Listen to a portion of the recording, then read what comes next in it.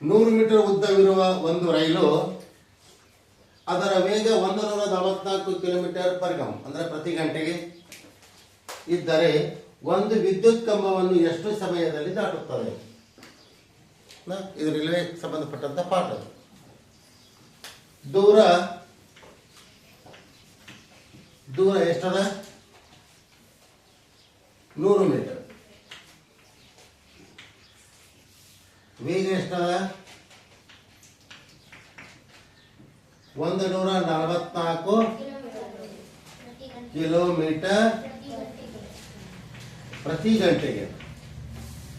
ಕಾಲ equal to question ಕೊಟ್ಟಾರ, ಹೌದಲ್ಲ? ದೂರ ಮೀಟರ್ ಅದ, ವೇಗ ಕಿಲೋಮೀಟರ್ ಪ್ರತಿ ಗಂಟೆ ಅದ. ಇದು ಮೀಟರ್ ಅದ, ಇದು ಕಿಲೋಮೀಟರ್ ಅದ. ಈ ಕಿಲೋಮೀಟರ್ ನಾವೇನು ಮಾಡಬೇಕು? ಮೀಟರ್ ಪರ್ ಸೆಕೆಂಡ್ ಅದಲ್ಲಿ ಮಾಡ್ಕೋಬೇಕು. ಅಂದ್ರೆ ಮೀಟರ್ ಪರ್ ಸೆಕೆಂಡ್ ಮಾಡ್ಕೋಬೇಕಾಗಿತ್ತು ಅಂದ್ರೆ 144 ಏನ್ ಮಾಡಬೇಕು?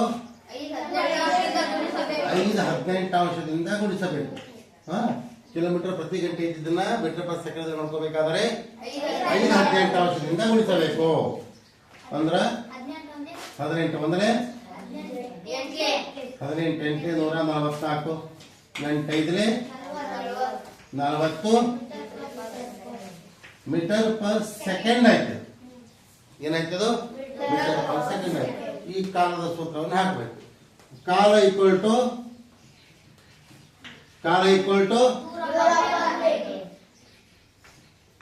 ದೂರ ಅಪಾನ್ ವೇಗ. ದೂರ ಎಷ್ಟದ? 100 ಮೀಟರ್ ಅದ. 100 ಮೀಟರ್ ಅದ.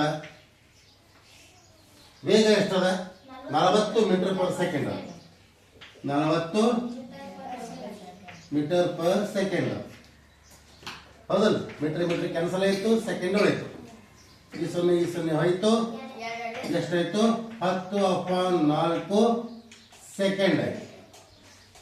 ಇಷ್ಟು ಆಪ್ಷನ್ಸ್ ಆದನು ಇಲ್ಲ, ಹೌದಲ್ಲ? ದಶಮಾಂಶದಲ್ಲಿ ಕೊಟ್ಟಾರ. ಅದು ಎಷ್ಟಾಗ್ತದ?